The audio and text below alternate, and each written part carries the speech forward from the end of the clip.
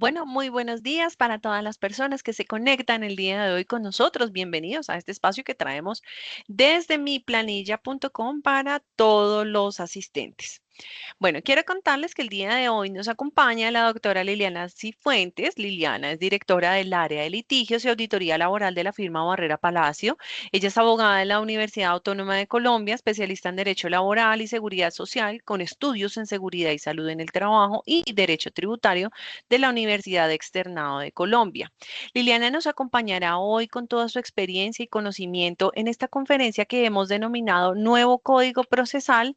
¿Está su empresa lista para un cambio? Para nosotros y entendemos que nuestros clientes es un tema de gran relevancia para entender esa o darle frente a esas transformaciones que impactan esa gestión laboral y los procesos judiciales. Los invitamos a que tomen nota de estos aspectos más relevantes y a que aprovechen este espacio de actualización para comprender todos estos retos que nos trae el derecho laboral, por supuesto, y también las oportunidades que nos da la normativa en las empresas.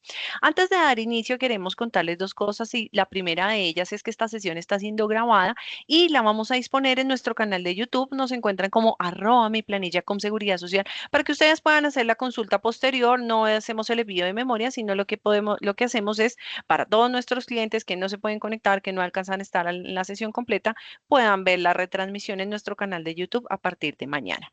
Adicional, queremos informarles que en esta oportunidad no tendremos espacio para responder preguntas individuales. El tema que abordamos hoy, que nos acompañan de la firma Barrera Palacio, aborda aspectos del derecho procesal laboral y entendemos que esas situaciones concretas suelen requerir un análisis más detallado tanto de los hechos, de la documentación, de las circunstancias particulares de cada caso. Es por ello y que con el fin de garantizar la información responsable y precisa para todos nuestros clientes, nos vamos a enfocar únicamente en el contenido académico de esta sesión. Invitamos a la doctora Liliana. Doctora, muchas gracias por acompañarnos el día de hoy. Bienvenida y el auditorio es todo tuyo. Muchísimas gracias, Tatiana. Perdóname, buenos días, ¿me escuchan correctamente? Perfecto, lo primero es voy a compartirles la presentación para que podamos dar inicio. Agradezco me confirmen si la estamos viendo en pantalla. Ahí está. Listo. Sí, ya la vemos. Ya Perfecto. personitas nos pusieron dedito arriba para notificarnos que se ve perfecto. Adelante y muchas gracias. Bueno, nuevamente muchas gracias, muy buenos días para todos. Es un gusto para mí poder estar con ustedes en esta mañana, ilustrándolos sobre algunos temas que consideramos que son de impacto para las organizaciones y que se encuentran recogidos en nuestro nuevo Código Procesal del Trabajo y de la Seguridad Social. Estamos hablando de la Ley 2452 de 2025. La estamos estrenando, entró en vigencia hace pocos meses, desde el 2 de abril de este año. Vamos entonces a hablar de algunos aspectos que nos parecen de suprema relevancia para las organizaciones, pero antes de entrar en materia es importante hacer una aclaración. Y es que en este momento en Colombia coexisten dos códigos procesales en materia laboral. Tenemos de una parte el Código Procesal de Trabajo y Seguridad Social anterior, que es el Decreto Ley 2158 de 1948. No lleva sino 80 añitos desde hace que salió en circulación, y las disposiciones se encuentran condensadas dentro de esta norma van a seguir rigiendo para aquellos procesos judiciales que se hayan radicado antes del 2 de abril del 2026. Y lo que ocurre es que desde el 2 de abril del 2026 en adelante, pues también va a entrar a regir o entró a regir el nuevo Código Procesal del Trabajo, que es en el que nos vamos a enfocar hoy, que es la ley, como les dije, 2452 de 2025. Entonces tenemos esos dos códigos en este momento en circulación. Dicho lo anterior, es importante precisar que este webinar no va a ser un espacio para que hagamos un debate procesal, no es un espacio en el que vamos a hacer un recorrido completo por todos los artículos de este código. Lo que vamos a hacer, como lo anunciamos, es compartirles temas que como firma consideramos que son relevantes para la gestión del talento humano en las organizaciones. Lo vamos a hacer desde la interpretación que nosotros hacemos de la norma, y esto es muy importante decirlo porque el nuevo código apenas lleva unos meses, requiere que haga carrera en la jurisprudencia, y eso significa que algunas de las interpretaciones que hoy existen, por supuesto incluyendo las nuestras, pues pueden ir ajustándose con el tiempo en la medida en que los jueces, los tribunales vayan resolviendo los casos concretos que lleguen bajo la sombrillita de este nuevo código.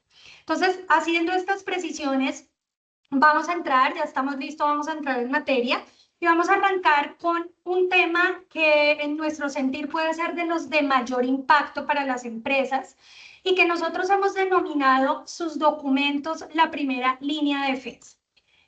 Nos parece importante resaltarlo porque es un cambio que tiene muchísimo impacto, y es que muchas personas entienden que cuando nos llega una demanda, tenemos es que dejar en manos del abogado la contestación y muy poco tenemos que hacer. Pues resulta que el artículo 69 de este nuevo código, en el parágrafo primero, numeral tercero, hasta ahí vamos sonando muy jurídico, pero les voy a explicar, lo que nos dice es que Las empresas ahora, en ese término de 10 días que tienen, que normalmente es el término que se tiene para contestar una demanda, pues no solamente tienen que preocuparse por escribir un texto jurídico y entregarlo al juzgado, sino que hay mucho más que hacer. Entonces, cuando una empresa recibe la demanda, en ese término, tiene que no solamente dedicarse a presentar unos argumentos, aportar unas pruebas, que es lo que se venía haciendo, entregarle un poder a un abogado,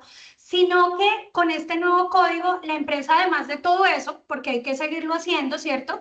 Tiene como obligación entregar un anexo sin que nadie se lo pida, sin que el trabajador se lo solicite, sin que el juez se lo ordene, y consiste ese anexo en todos los registros que por ley o por sus propios reglamentos la ley lo obligue a llevar y que tengan relación con lo que el trabajador está reclamando.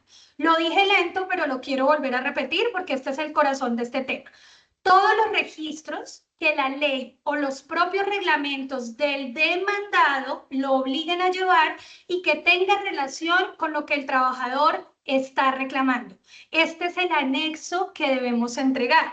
¿Y qué pasa si no lo entregamos? Pues claramente tiene que haber una consecuencia. La consecuencia será que el juez puede tener por ciertos los hechos que el trabajador pretendía probar con estos documentos. Hasta aquí yo creo que ustedes están diciendo, uy, no estoy entendiendo mucho, esto me suena muy jurídico, así que quiero explicarles esto último, esta consecuencia, y ya vamos a ver en unos momentos con unos ejemplos prácticos para que puedan entender. Entonces, en un proceso judicial, quien alega algo tiene que probar, ¿cierto? Entonces, si un trabajador me demanda y me demanda porque trabajó horas extras y él considera que no se las pagaron, pues él tiene que demostrar que eso es cierto, ¿cierto? Que las trabajó y que no se las pagaron. Esa es como la regla general. Pero resulta que ahora con esta nueva norma, la empresa debe aportar aquellos documentos que está obligada a tener y que tienen que ver con lo que el trabajador está reclamando. En el ejemplo que les estoy dando, ¿qué será lo que la norma le obliga a los empleadores a tener en materia de horas extras? Un registro, ¿cierto? Y como el trabajador me reclama horas extras, entonces yo ¿qué estoy obligado a aportar como anexo? Pues el registro. Y si no lo hago, ¿qué pasa? Entonces el juez va a asumir que lo que el trabajador dijo es verdad, ¿cierto? Él no tendrá que demostrarlo, simplemente el juez debe decir, usted no me aportó el registro, entonces lo que el trabajador dijo es verdad. A eso se refiere la norma cuando dice que si el demandado no entrega los registros que por ley o reglamento está obligado a llevar y que tenga relación con las pretensiones de la demanda, pues la consecuencia es que se tendrán por cierto los hechos que con esos documentos el demandante pretendía probar. Entonces, en pantalla les estamos dejando algunos registros que la ley indica que las empresas deben llevar y cuáles serían las pretensiones donde serían más importantes. No nos vamos a detener a analizarlos, esto es un ejemplo, va a quedar, como ya lo mencionamos, grabada esta sesión y en la grabación pues podrán tomar, digamos que atenta nota de estos registros y de estos ejemplos que les trajimos en esta oportunidad, pero queremos ilustrar con dos ejemplos sencillos para que esto quede aún más claro. Vamos a pensar en que un trabajador tuvo un accidente de trabajo y este trabajador decidió demandar a su empleador porque él pretende que se declare que el accidente ocurrió por culpa del empleador y considera que esa situación da lugar a que a él le paguen una indemnización plena de perjuicio. ¿Sí? Esa es la demanda redondita. Eso en términos jurídicos se llama una demanda por culpa patronal.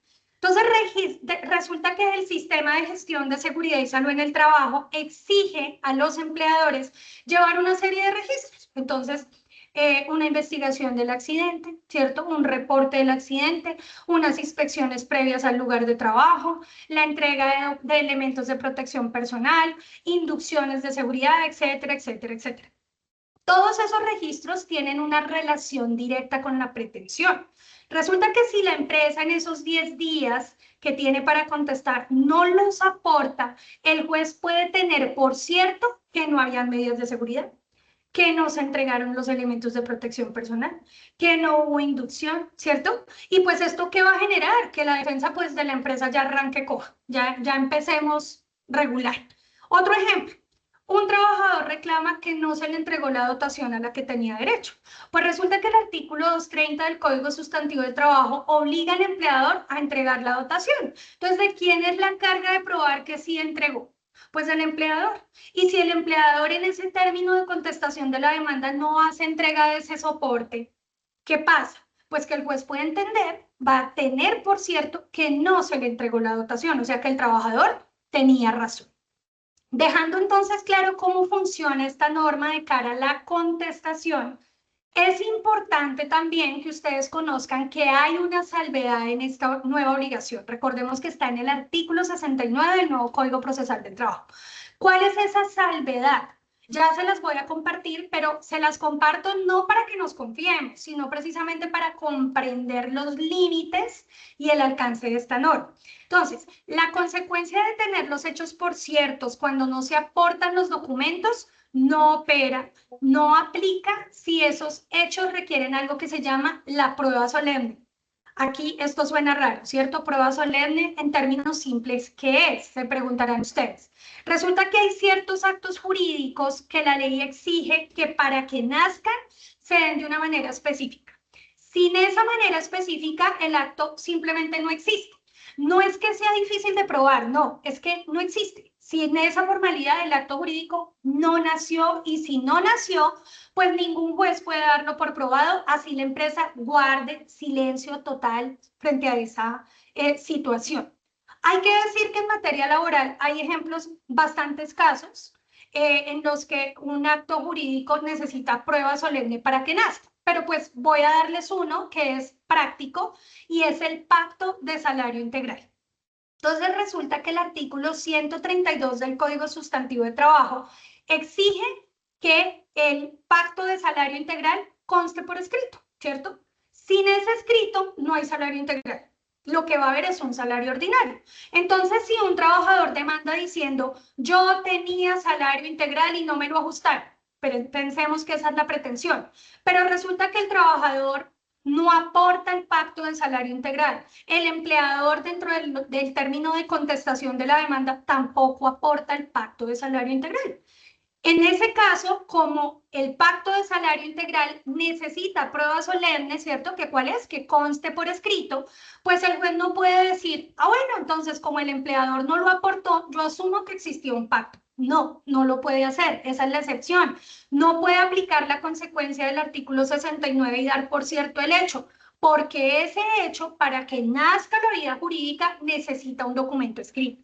Y entonces el juez no puede asumir que el silencio del empleador creó el documento. No, la ley exige que el documento exista por escrito. Si no hay documento, pues no podemos hablar de salario integral, ¿sí?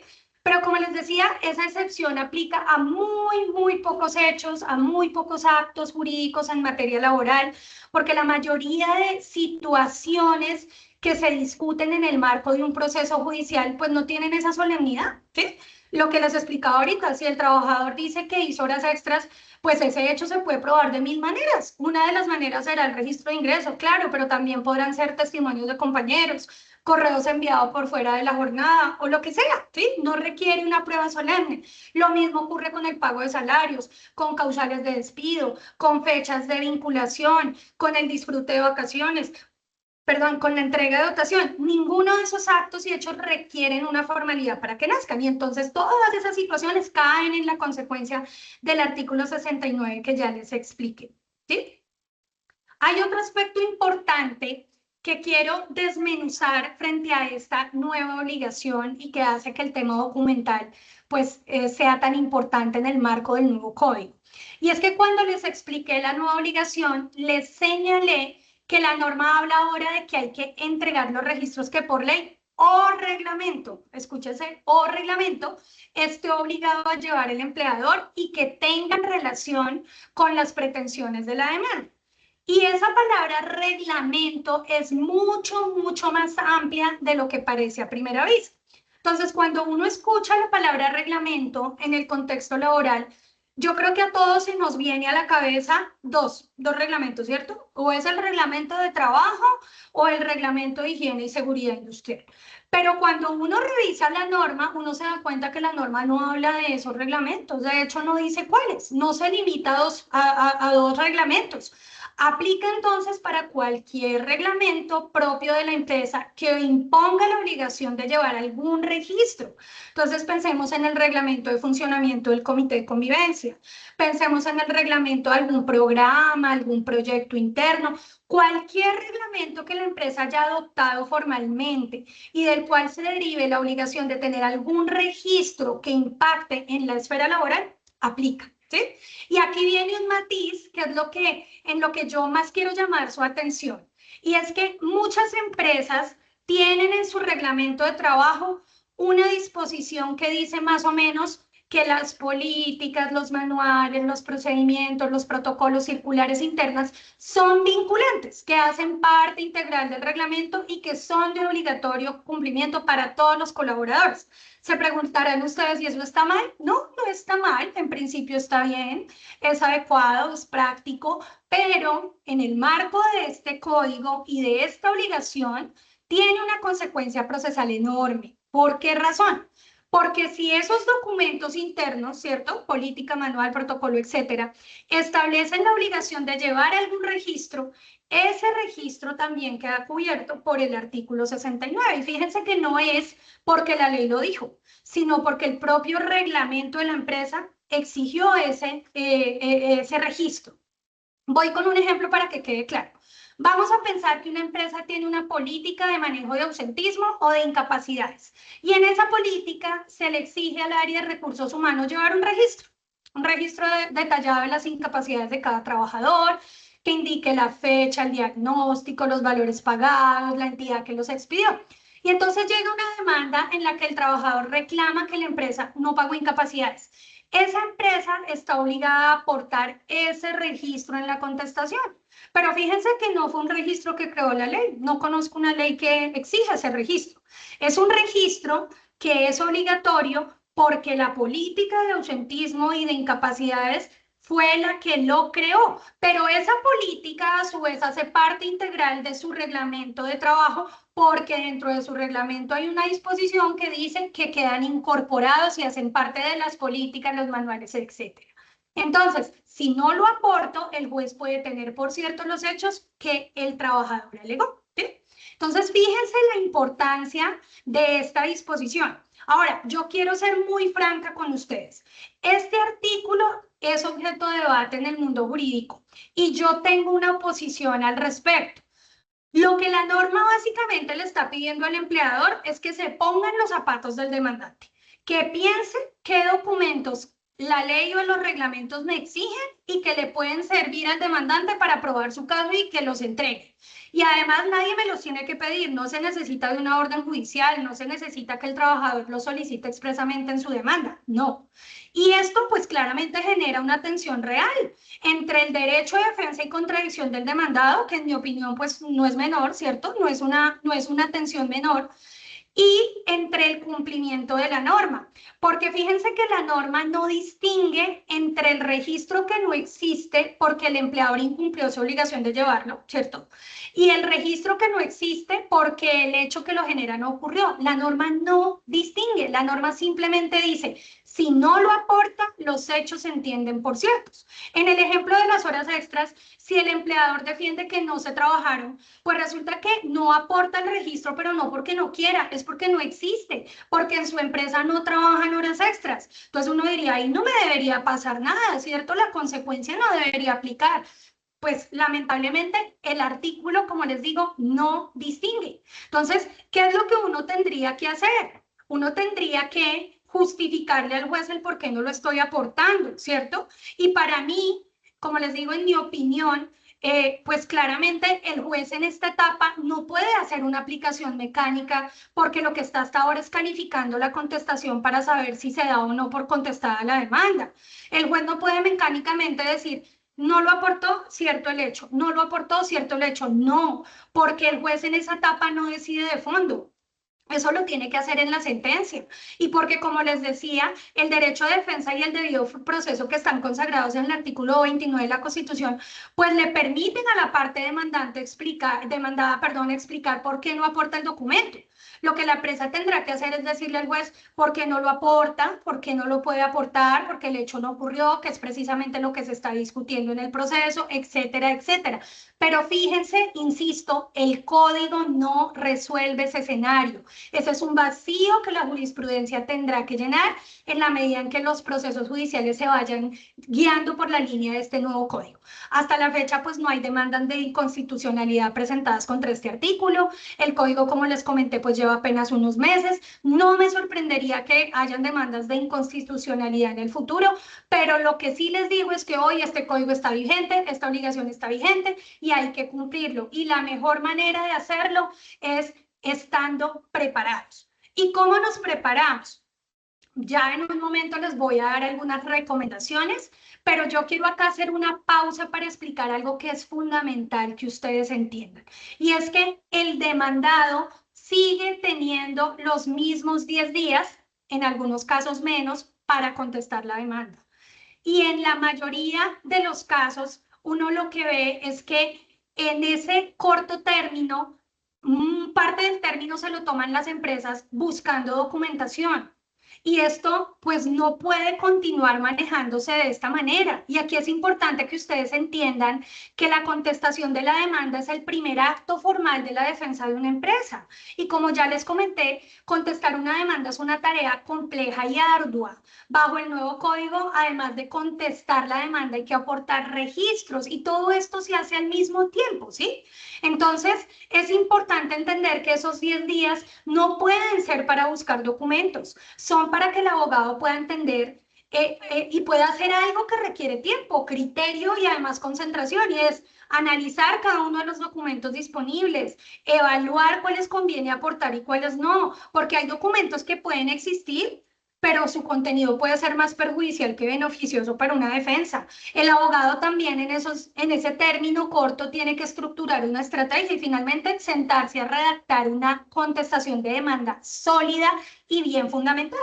Entonces, como ven, esa es una labor que no es sencilla y en un proceso judicial puede tomar varios días de trabajo concentrado. Entonces, si esos 10 días que hay que destinar para esa labor, las empresas se toman la mitad, 4 o 5, para buscar, para solicitar, para ubicar, para recuperar documentos, pues créanme que eso va a hacer que la calidad de cualquier defensa, por mejor abogado que tengan, se va a resentir. Entonces, eso nos lleva a que ustedes tengan algo súper presente y es el mensaje que les quiero dejar y es que la defensa de una empresa en un proceso judicial no puede empezar el día en que llega la notificación del auto admisorio de la demanda. Realmente empieza el día en que uno contrata al trabajador, entendiendo que con cada decisión que se toma durante la relación laboral vamos dejando una huella documental. La forma en la que diseñamos el contrato, cómo se estructuran las cláusulas, cómo se manejan las incapacidades, cómo se documentan las sanciones disciplinarias, cómo se justifica una terminación de un contrato, cómo se responde una queja, una reclamación, todo eso puede convertirse en unos meses, en unos años, en la evidencia que determine si una empresa puede ganar o perder un proceso. Entonces, dicho esto, les voy a dejar unas recomendaciones concretas, 4. La primera es hagan un inventario de todos los registros que la ley y sus propios reglamentos les exige llevar. No cuáles tengo, no, cuáles debo tener.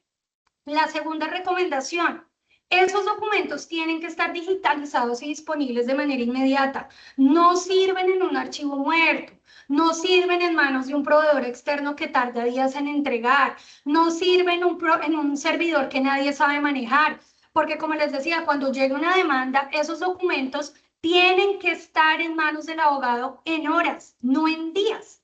Y la tercera recomendación, no esperen a que haya un conflicto para organizarse.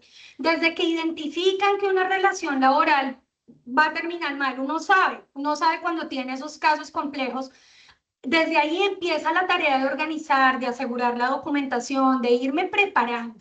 Y la cuarta, revisen por favor qué obligaciones de registro están creando con los documentos internos. lo que les hablaba ahorita de los reglamentos, ¿cierto? En mis reglamentos, en mis políticas, manuales, instructivos, procedimientos circulares, etcétera. Porque cada obligación de registro que establecen en alguno de esos documentos puede ser una obligación que el nuevo código pueda exigirles en el marco de un proceso judicial. Entonces, pues todos estos son aspectos importantes. Estas recomendaciones son el punto de partida para implementar desde hoy una gestión más preventiva, pero hay algo que está por encima de todas ellas y es la mejor recomendación, y es que no esperen a que llegue el proceso judicial para que los encuentren en una posición vulnerable. Acá no solamente es organizar documentos, hay que hacer las cosas bien desde el comienzo, y la única forma de saber si estoy haciendo bien las cosas es que alguien me revise. En nuestra firma nosotros contamos con un área de auditoría laboral que tiene diferentes servicios. Uno de ellos es el BP-Blog, es un diagnóstico preventivo, se hace en 10 días. Podemos revisar hasta 19 módulos temáticos a elección del cliente que cubren aspectos más críticos del cumplimiento legal laboral. Entregamos 3 informes claros en donde se pueden ver los riesgos que requieren atención inmediata con algunas recomendaciones generales. Si les gustaría saber más de este servicio o algunos otros que tenemos disponibles, al final en la presentación les voy a dejar un slide donde pueden encontrar nuestros datos de contacto. Bueno, vamos a pasar con un segundo tema no menos importante que el anterior, y es la notificación judicial. Resulta que en Colombia, cuando una empresa es demandada, el demandante debe notificarle formalmente al demandado que existe un proceso en su contra, ¿sí? Esa notificación se puede hacer de manera física, enviando el documento a la dirección registrada, tratándose de personas jurídicas de derecho privado en la Cámara de Comercio, ¿cierto? Allá hemos registrado una dirección de notificación judicial, pero también se puede hacer de manera electrónica, enviando un mensaje de datos a una dirección de correo electrónico o a un sitio web. Aquí quiero hacer una aclaración. Esto no es completamente nuevo. O sea, la notificación por correo electrónico en Colombia viene desde el año 2020 con un decreto que era el 806. Ese decreto nació en la pandemia, luego quedó acogida en la ley 2213-2022. Y lo que ocurría en la práctica era que esa notificación se hacía principalmente al correo registrado en la Cámara de Comercio. Entonces, ¿qué fue lo que cambió con este nuevo Código Procesal del Trabajo? Y eso está en el artículo 209, que le da una aplicación más amplia y unos efectos procesales más estrictos a la notificación electrónica. Entonces, fíjense que la novedad no es el canal, no es la notificación electrónica, porque eso ya existe, sino su alcance y su aplicación efectiva dentro del proceso judicial. Entonces, ¿qué dice exactamente el artículo 209? Resulta que con el nuevo código, la notificación puede enviarse a cualquier dirección electrónica o sitio que el demandante pueda acreditar como utilizado por el demandado. ¿Y qué tiene que hacer el demandante? Varias cositas. Primero, le dice al juez bajo la gravedad de juramento que esa dirección o sitio corresponde al que usa la empresa. Segundo, le indica al juez cuáles son las evidencias que tiene para así acreditar. ¿Cuáles evidencias? Pues entró a la página web, ¡pum!, captura de pantalla, ya hay un correo de contáctenos, comercial, ¿cierto? Y con esa evidencia, que puede ser una factura en donde hay por allá un correo electrónico, ¿cierto? O un correo electrónico de mi jefe. Con mi jefe yo me hablaba desde este correo y tengo conocimiento que esa persona aún trabaja en la empresa. Cualquier evidencia de que esa dirección electrónica o sitio electrónico lo usa la empresa es válida. Basta con acreditarlo y, como les digo, manifestarlo bajo la gravedad de juramento. Con eso se entiende surtida la notificación. Los términos para contestar empiezan a correr y puede que ustedes ni siquiera se dieron cuenta, la empresa no lo supo, no lo revisó, era un correo que nadie vigilaba. Entonces, frente a este tema hay dos aspectos en los que yo me quiero detener. El primero, esta norma, al igual que la anterior, genera una tensión jurídica, esta vez entre lo que dice el Código Procesal General del Proceso, y lo que dice esta nueva disposición. Resulta que en el Código General del Proceso, en el artículo 291 dice que las personas jurídicas de derecho privado deben registrar en la Cámara de Comercio la dirección donde recibirán sus notificaciones judiciales, ¿cierto? Ya les dije que física, pero también virtual. Entonces, en las mayorías de los certificados de Cámara de Comercio hay una dirección de notificación electrónica y hay un correo electrónico. En principio, uno diría, esa es la única dirección válida. Y puede ocurrir, puede pasar que si el demandante notifica un correo distinto, algún juez diga, oiga, yo no la tengo por válida.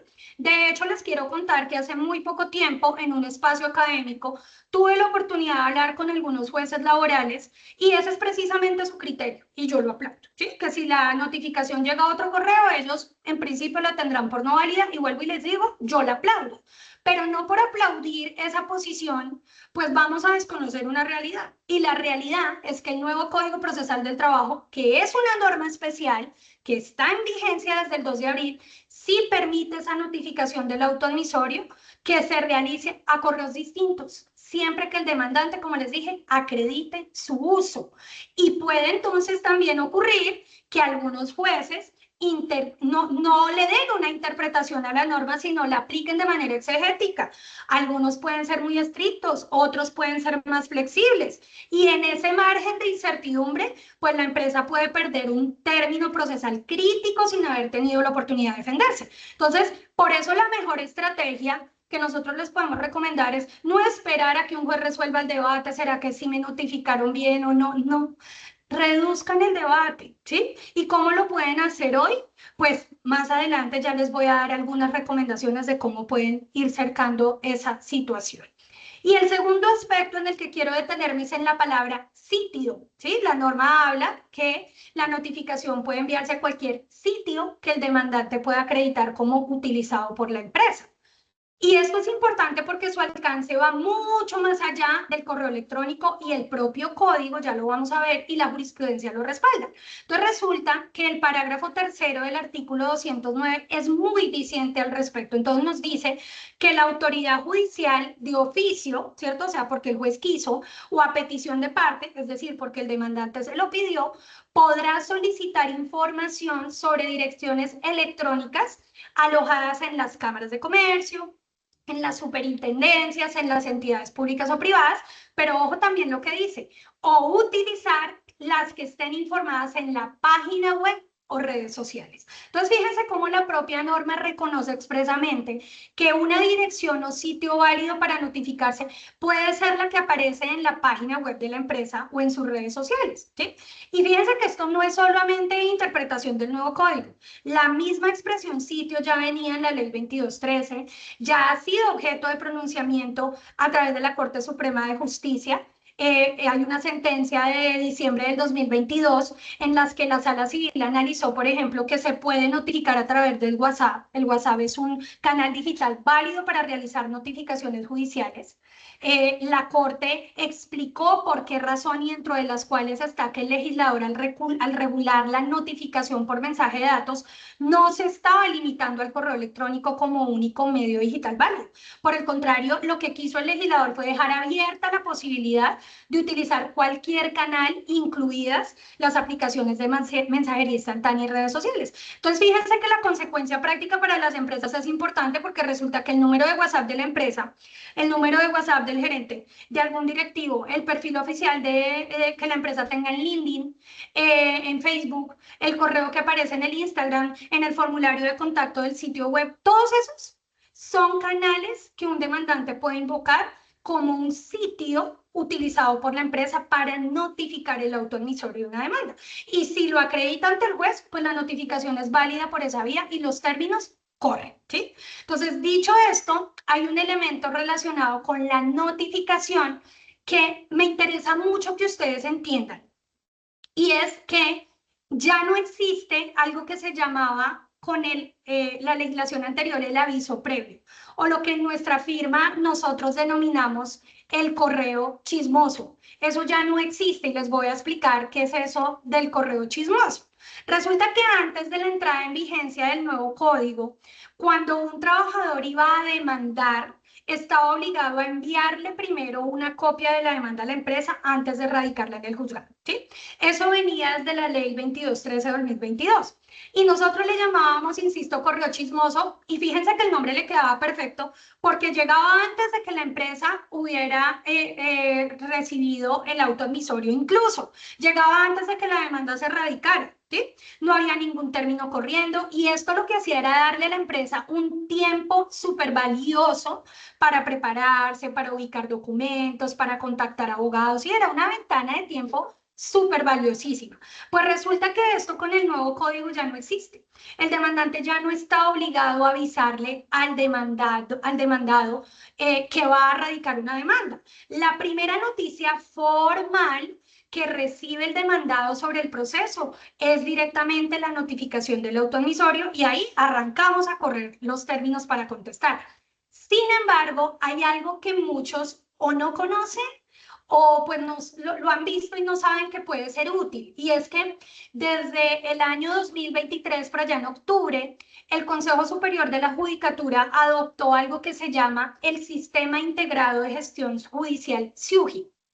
Este es un sistema que, como su nombre lo indica, integra todo el trámite electrónico de los procesos judiciales, incluyendo la gestión documental electrónica del expediente. Entonces, ¿qué es lo que pasa con el SIUJI? Perdón, acá cambio, ya. Lo que pasa con el SIUJI, ustedes se preguntarán, ¿y esto qué tiene que ver con notificación? Tiene todo que ver. Resulta que cuando un proceso se lleva a través de ese sistema, genera automáticamente notificaciones electrónicas a las partes sobre algunas actuaciones. Aquí en pantalla pueden ver cómo llega eso. ¿Sí? Entonces viene un correo electrónico de una dirección de la rama judicial, ¿cierto? .ramajudicial.go.co con el asunto SIU, comunicación, con información de un juzgado, partes, número de radicado y hay un archivo adjunto, ¿cierto? Esas comunicaciones pueden referirse a actuaciones distintas y eso importa mucho, porque si lo que a mí me llega es un auto inadmisorio, como lo pueden ver en la parte inferior que dice, hay un archivo adjunto en PDF que dice auto, inadmite la demanda, ¿cierto? La empresa, fíjense que ahí está adquiriendo conocimiento de que hay un proceso. Oiga, acá hay un proceso judicial en nuestra contra, pero ahí todavía la demanda no ha sido admitida, ¿cierto? Hasta ese momento no hay una notificación, no hay un término que esté corriendo, pero sí hay una oportunidad de oro para empezar a prepararse, para ubicar documentos, para llamar al abogado, para organizar la información. Pero si en cambio lo que llega no es el auto inadmisorio, sino el auto admisorio, pues fíjense que ahí la situación cambia. ¿Por qué nos cambia? Técnicamente, la comunicación del SIUJI, o sea, estos correos, no son la notificación formal del autoemisor, porque la obligación de notificar sigue siendo del demandante, ¿sí? Pero en la práctica hemos visto casos en los que algunos jueces se reservan la notificación para que la haga el despacho. Y como ellos saben que el sistema va a replicar automáticamente la comunicación a las partes, pues ellos lo que hacen es decir, bueno, como esta publicación del autoemisorio les va a llegar a las partes, pues vamos a contabilizar los términos a partir del día del siguiente, aquel en el que llegó la comunicación, sin esperar a que el demandante realice la notificación adicional. Eso, hay que decirlo, es una actuación un poco discutible en algunos despachos, pero para nosotros hay peleas que pues no vale la pena darlas y en la práctica esto sí se está viendo. Por eso nosotros en nuestra firma Barrera Palacio Abogados adoptamos una posición la más conservadora posible y siempre buscando proteger los intereses de nuestros clientes. Y es que cuando un cliente nos cuenta que le llegó una comunicación del SIUJI informando sobre el autoadmisorio, nosotros arrancamos a contabilizar el término del traslado para contestar la demanda. No nos ponemos a esperar a ver si el demandante va a notificar algo más, el juez cómo entiende esta comunicación, ¿no? Si hay conocimiento del proceso, actuamos de inmediato. Por supuesto que sí, en el camino de estar en esa preparación, llega la notificación del demandante, bueno, pues entonces ahí empezaremos a contar el término desde ese momento, pero no nos exponemos a ningún tipo de interpretación porque, insisto, pues ya hemos visto en la práctica esto cómo está operando. Entonces, como ustedes pueden ver, el tema del SIU es importante, pero también es necesario advertirles que no todos los juzgados llevan sus procesos por este sistema. La implementación ha venido siendo gradual, en consecuencia, ustedes no pueden simplemente decir, vamos a enfocarnos a ver que nos lleguen correos del SIU. Si no llegan, no hay demandas, no pasa nada. No, no, no, no, no. Puede que les llegue, puede que no, pero si les llega, tienen que aprovechar la ventaja porque acuérdense que ya no hay correo chismoso, ¿sí? Entonces, ¿qué podemos hacer hoy? Varias recomendaciones como les había anticipado. La primera, por favor, denle más visibilidad al correo oficial de notificaciones judiciales. hagan que ese correo aparezca en todos los lugares donde la empresa tiene presencia, la página web, las facturas, los contratos, la firma de los correos electrónicos corporativos, la línea oficial de WhatsApp, pero no es solo mencionándolo. Dejen claro que cualquier otro correo que reciba una comunicación judicial no es el canal válido para ese fin. Yo les sugiero incluir en la firma de los correos corporativos un texto como el que están viendo en pantalla. Es solo una sugerencia. Por supuesto que, como les dije, esto no garantiza que el demandante no intente notificar otro correo, porque ya les expliqué que la norma lo permite, si lo acredita, lo permite. Tampoco significa entonces que si este correo le llega un correo de notificación, no sea un jefe de cualquier área, pues él sencillamente se nos relaje y diga, acá ya hay un correo, una notica incluida en mi firma donde dice que este correo no es y que hay otro, entonces yo acá hago caso omiso y no se lo envío a nadie. No, hay que la persona que lo reciba inmediatamente remitírselo, replicárselo al área encargada de estos temas en la empresa. Pero pues este correo nos sirve para reforzar el argumento de que el canal oficial es otro de acuerdo a lo que establece el Código General del Proceso. Recuerden la atención de la que les hablé hace un rato. Y en un eventual debate procesal, esto puede servir. La segunda recomendación, mantener siempre actualizado ese correo oficial que tienen el certificado de Cámara y Comercio. Miren, es muy frecuente, más de lo que parece, que las empresas registran un correo, por allá hace muchos años cuando se crearon, con el trasegar del tiempo cambiaron, nadie lo actualizó, nadie lo revisó, es que ni de la clave se acuerdan, ni del correo se acuerdan, entonces vuelvan al certificado que tenemos allá, este correo, quién lo maneja, y pues si hay que cambiarlo, actualícenlo, por favor. Tercera recomendación, hagan un monitoreo real y amplio, no solo del correo oficial de notificaciones judiciales, sino también de todos los correos o canales digitales públicos de la empresa, el que aparece en la página web, en redes sociales corporativas, en el contrato comercial. Cualquiera de ellos puede ser invocado por un demandante como un canal que usa la empresa para poder notificar. E incluso recuerden, como se los expliqué, que el juez mismo puede utilizar esos canales para notificar, la norma lo dice, ¿sí? Entonces, si nadie los monitorea, pues los términos pueden correr y nadie lo supo, ¿sí? Ahora, es importante que este monitoreo se acompañe con un criterio de seguridad informática. Entonces, la empresa debe consultar con su área de tecnología o con quien los asesore en esa materia para definir bajo qué protocolos revisamos los correos, de qué manera se hace la revisión. Lo otro es que es necesario que entiendan que los correos no siempre en el asunto nos indican algo que nos lleve a entender su contenido, ¿sí? Yo les pongo un ejemplo que es súper nada que ver, pero para que me entiendan, puede llegar un correo que diga manzanas con peras, pero su contenido es una notificación. Entonces, no, en el momento en que hagan la revisión y el monitoreo amplio del que les hablo, si lo van a hacer en correos electrónicos, no se limiten a escribir demanda, juzgado, no, hay que revisarlo absolutamente todo. Cuarta recomendación, socialicen esto con los líderes, con los jefes, con cargos medios y altos de la empresa. ¿Por qué? Porque ellos son quienes normalmente interactúan más directamente con la población trabajadora y en cuya bandeja de entrada pues puede llegar una notificación, ¿cierto? Entonces que ellos sepan qué hacer si reciben un correo de esta naturaleza, que lo remitan de inmediato a quienes se encargado de los temas judiciales en la empresa. Porque definitivamente, pues una alerta que llegue tarde, pues es una alerta que no sirve para nada, más cuando hay un término judicial corriendo. Quinta recomendación, hablen con el área de tecnología para revisar si hay reglas de filtrado automático que estén desviando correos hacia carpetas que nadie revisa, para que identifiquen si el sistema de correo tiene activado alguna acuse de recibo automático, ¿sí? Tienen que estar pues verificando porque muchas veces pasa eso, llega el correo y no sé, tengo prefiltrado que todo lo que diga factura se me vaya a un mail. Y pues ese correo justo tenía la palabra factura y se me fue y nadie lo revisó. Eso también hay que verificarlo. Sexta recomendación y última para este tema. Dado que, como les comentaba, el correo chismoso ya no existe, ¿cierto? Y las comunicaciones del SIU no llegan de todos los juzgados, Entonces les recomendamos establecer una rutina de consulta periódica de los sistemas públicos de información de la rama judicial.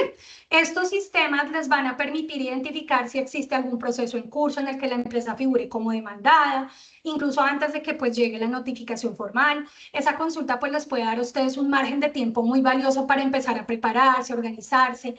Aquí en pantalla les estamos dejando algunos de los portales de consulta de la rama judicial que hoy están disponibles. Vale la pena aclarar que hay más, muchos más, porque la vigilancia judicial se complejiza con la diversidad de plataformas que usan los juzgados, pero pues tienen acá un punto de partida.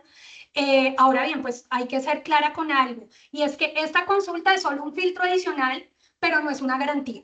O sea, estos portales no siempre están actualizados en tiempo real. Puede ocurrir que una demanda ya esté admitida, pero no aparece reflejada acá. Puede ocurrir que aparezca reflejada, pero no muestre la situación actual del proceso. Por eso, el hecho de que en estos sistemas no aparezca ninguna demanda no significa que contra la empresa no hay demandas. No, pueden haber, solo que acá pues no se han actualizado. Esto es súper importante, entonces es un filtro más que les recomendamos hacer. Asignenle la tarea a alguien específico dentro del equipo jurídico de gestión humana, con una frecuencia definida. Yo les recomiendo mínimo semanalmente estar buscando por nombre, por NID de la empresa, porque pues una demanda que se identifica a tiempo antes de la notificación formal, pues puede hacer una diferencia importante. Bueno. Por último, y no menos importante de este tema, simplemente para recordar, recuerden que también la notificación por correo físico es válida, y en esta la norma sí dice que el correo físico sí es el de notificaciones que aparezca en Cámara de Comercio. Entonces, por favor, verifiquen que la dirección allí también esté debidamente actualizada. Vamos con otro tema importantísimo, y es el proceso especial de fuero. Resulta que el nuevo código en los artículos 293 a 300 creó un proceso judicial especial concentrado de trámite muy corto para los trabajadores que tengan estabilidad laboral reforzada y pretendan su reintegro. Entonces estamos hablando de que trabajadores, mujeres embarazadas en periodo de lactancia, del cónyuge o compañero permanente de una trabajadora embarazada que no tiene empleo formal, de personas con alguna condición de salud que limite su capacidad laboral, de trabajadores prepensionados, de trabajadores en periodo de negociación colectiva que tienen lo que llamamos el fuero circunstancial, de trabajadores con protección por acoso laboral, y aquí hablamos de la víctima y de los testigos. Entonces, ¿qué ocurría? Que antes de este código, cuando un trabajador de aquellos que les estoy mencionando quería o demandaba o pretendía su reintegro, pues tenían que tramitar esto a través de un proceso ordinario laboral. Los procesos ordinarios laborales en Colombia se demoran varios años, pero resulta que este nuevo Código Procesal del Trabajo introdujo una vía específica con términos muchísimos más breves. Aquí en pantalla les dejo digamos que un flujograma muy sencillito de cómo funciona el proceso, se los explico. Básicamente, el trabajador radica una demanda de forma virtual. Desde que se notifica el auto admisorio a la empresa, él tiene 5 días hábiles para contestar la demanda. El demandado, por supuesto, y fíjense que esos 5 días aplica lo mismo que les hablaba de los documentos que por ley o reglamento. Entonces, en algunas oportunidades tenemos 10, acaso los 5 días, ¿cierto? De allí la importancia de poder atender las recomendaciones que les sugeríamos. Vencido este término para contestar, el juez va a fijar una fecha para una audiencia. En esa audiencia se van a practicar pruebas y se va a dictar un fallo, ¿sí? Entre el momento en el que se contesta la demanda y se celebra la audiencia, se supone, de acuerdo a la norma, que debe pasar un término de solo 10 días, ¿sí? En esa misma audiencia, o excepcionalmente si el juez no alcanza 2 días después, ya va a haber una sentencia. Y si alguna de las dos partes apela, o las dos, el tribunal va a resolver dentro de los 5 días siguientes al expediente. Entonces, si nos ponemos a hacer cuenta de estos términos tan breves, ¿cierto? Estamos diciendo que en menos de 4 semanas puede haber una sentencia en firme ordenando el reintegro de un trabajador. Eso es prácticamente lo mismo que se demora una acción de tutela en resolverse, ¿sí? Y eso es muy importante para poder entenderlo. Ojo, todos estos términos en la teoría, ¿no? En la práctica, pues vamos a ver cómo se da, pero lo cierto es que estos procesos ya están arrancando. Nosotros ya hemos recibido varias demandas de trabajadores con algunos de estos fueros que pretenden reintegro. Entonces, pues esto no es teoría, esto es práctica. Entonces, fíjense que durante muchos años la herramienta favorita de los trabajadores que alegaban algún fuero para buscar un reintegro, pues era la acción de tutela, ¿cierto? Porque ellos decían es el mecanismo más rápido, informal, el juez de tutela tenía 10 días para fallar, si se impugnaba el superior 20 días más para resolver y en total la tutela llevaba 5 a 6 semanas, ¿cierto? Pero la tutela tiene una limitación constitucional que está en el artículo 86 y es que solo procede cuando el afectado no dispone de otro mecanismo de defensa judicial idóneo. Eso se llama el principio de la subsidiariedad y significa que si existe otro mecanismo, pues en principio la tutela no procede salvo que haya una demostración de un perjuicio irremediable. Entonces, antes del nuevo código, los jueces de tutela en algunos casos admitían las acciones de tutela que presentaban los trabajadores que perseguían un reintegro porque consideraban que el proceso ordinario laboral tardaba muchos años, que el trabajador no tenía una vía judicial realmente eficaz y eficiente. Pero ahora, con este nuevo proceso, pues la situación cambia, porque es un proceso especial que se resuelve, como les dije, aproximadamente al mismo tiempo de la tutela. Entonces ya el argumento de que no existe otro mecanismo idóneo y eficaz, pues pierde fuerza. Esto para las empresas tiene como dos efectos, ¿cierto? Van en direcciones distintas. Entonces, uno puede ser que haya una reducción de tutelas, lo cual en principio pues es favorable porque las tutelas pues siempre generan mucha urgencia, hay muy poco tiempo para reaccionar, pero también puede haber un aumento de procesos judiciales formales que aunque son más predecibles, pues ya vieron, exigen una preparación documental rigurosa, estratégica, desde el día uno. Entonces el mensaje para ustedes en este tema, ¿cuál es? La gestión estratégica de los casos no puede empezar, como lo he venido diciendo, cuando llegó la demanda. Entonces, tiene que empezar desde que se identifica el riesgo. ¿Cómo? Pues yo tengo que saber si tengo algún trabajador con algún tipo de protección especial y recordemos pues la lista larga, embarazadas, cónyuge, embarazadas sin empleo formal, personas con condiciones de salud, prepensionados, trabajadores en negociación colectiva, víctimas de acoso laboral y testigos. Entonces es importante documentar adecuadamente cada situación y llegar a cualquier decisión de terminación de contrato con un análisis detallado, cuidadoso de los riesgos que presenta el caso, con el soporte completamente en orden, disponible, porque pues ya vieron que en este proceso 5 días es el tiempo que se tiene para contestar la demanda. Acá no hay tiempo para buscar documentos, el tiempo da para defender, ¿sí? Eso pues era un aspecto importante que les quería comentar de este tema. Hay otro que sería nuestro último tema y es la prescripción.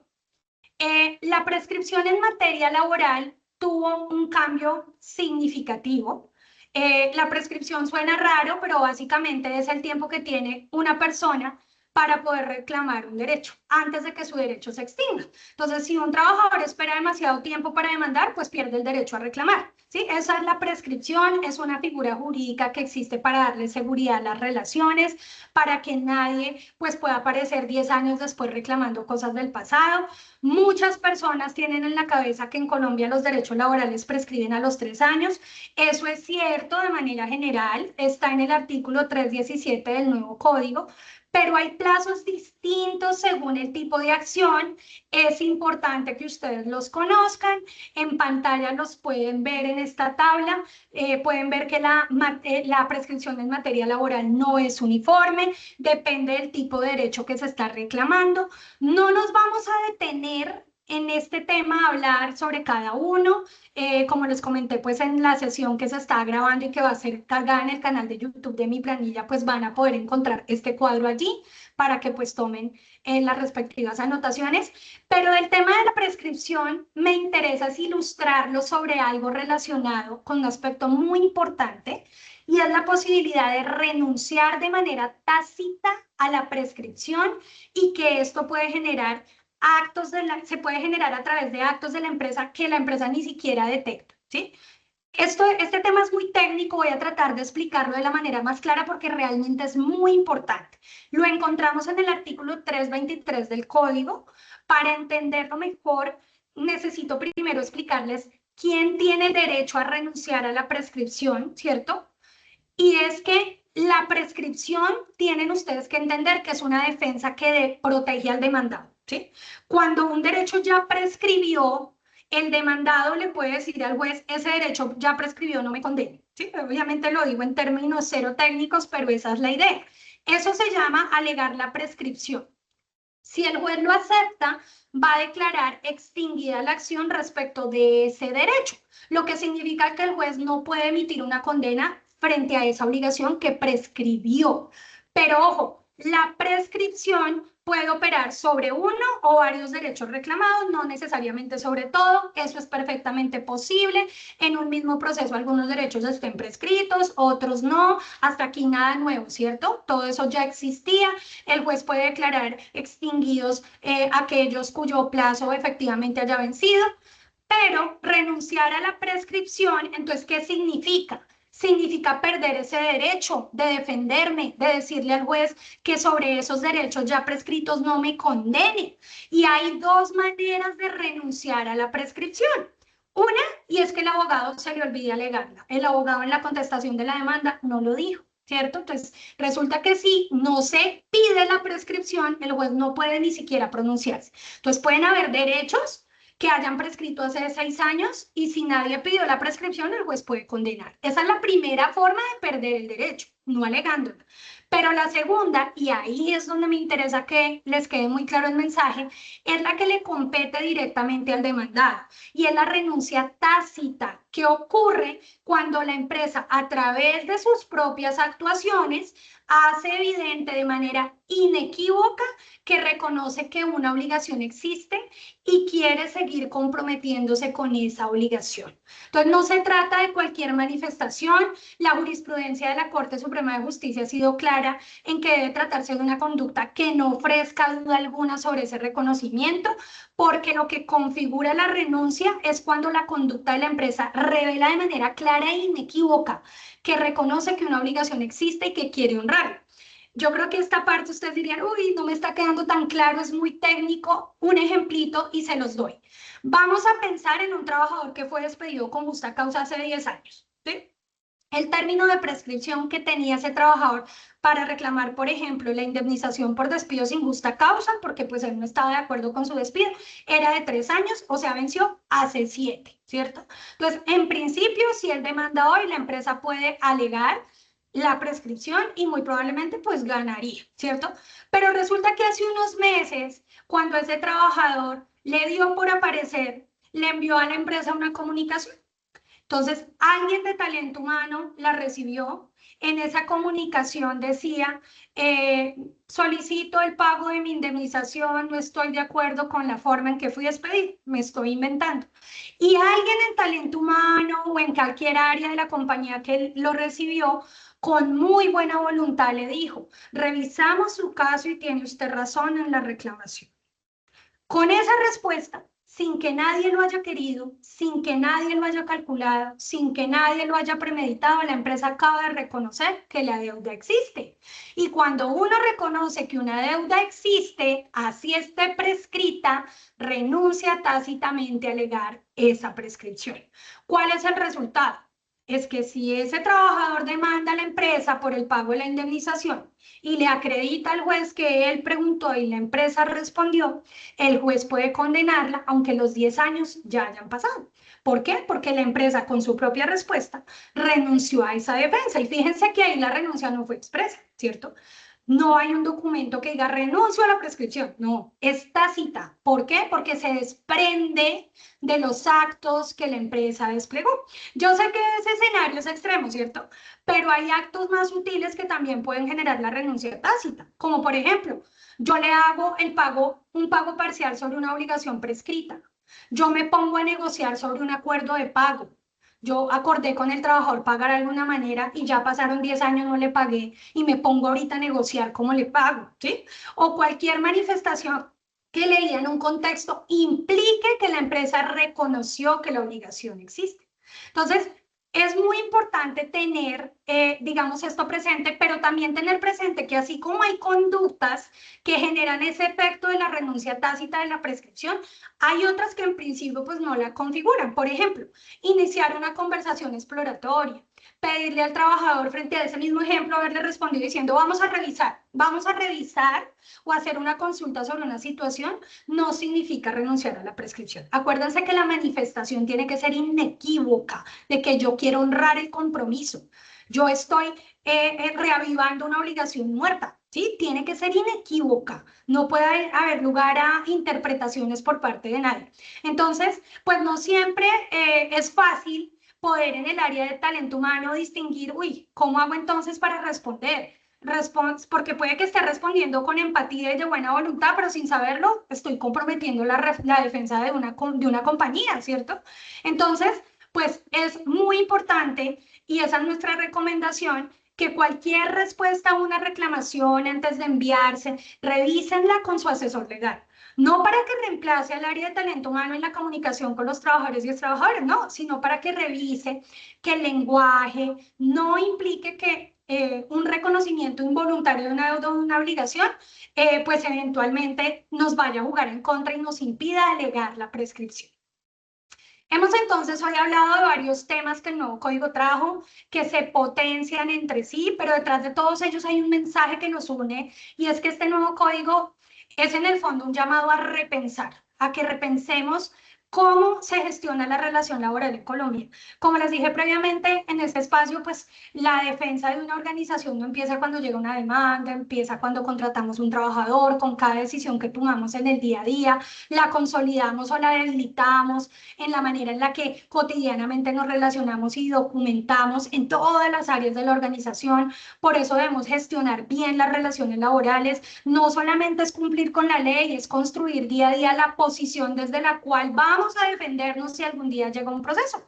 Y esa defensa pues exige un equipo que conozca las reglas del juego a fondo, que las litigue todos los días, que sepa exactamente cómo aplicarlas a favor de los clientes. Por eso nuestra área procesal ha construido una forma de trabajar precisamente sobre esa rigurosidad, analizando cada detalle, anticipando cada riesgo, no dejando nada al azar, y eso se refleja en los resultados y en la excelente tasa de éxito que tenemos y que ha sido respaldado, o con la que hemos respaldado a nuestros clientes en todos sus procesos judiciales. Así que los invitamos a que si su empresa tiene hoy un proceso judicial en curso, o si después de lo que hemos visto identifican algún riesgo que quieran revisar con nosotros, por favor escríbanos al correo electrónico que les estamos compartiendo en pantalla. Era la información que les queríamos compartir el día de hoy. Les agradecemos mucho por su tiempo y por la disposición para acompañarnos. Muchísimas gracias. Liliana, a ti muchas gracias por la compañía el día de hoy. Importante pues que nos dejen ahí sus datos. Vamos a dejar en pantalla unos minutos ahí tu presentación porque entendemos que es importante si tienen alguna duda que nos dejen algún contacto. Vamos a enviarles aquí a través del chat para que por favor califiquen esta sesión. Para nosotros es muy importante que nos cuenten siempre cómo les parecen nuestras sesiones. Como lo decía Liliana a través de la conferencia, en nuestro canal de YouTube quedará colgada la grabación de esta sesión. Nos encuentran como @mi planilla con seguridad social. Entonces a todos súper bienvenidos a que nos consulten, a que nos visiten, y a ti Liliana, muchas gracias por la compañía del día de hoy. Que tengan todos un feliz día.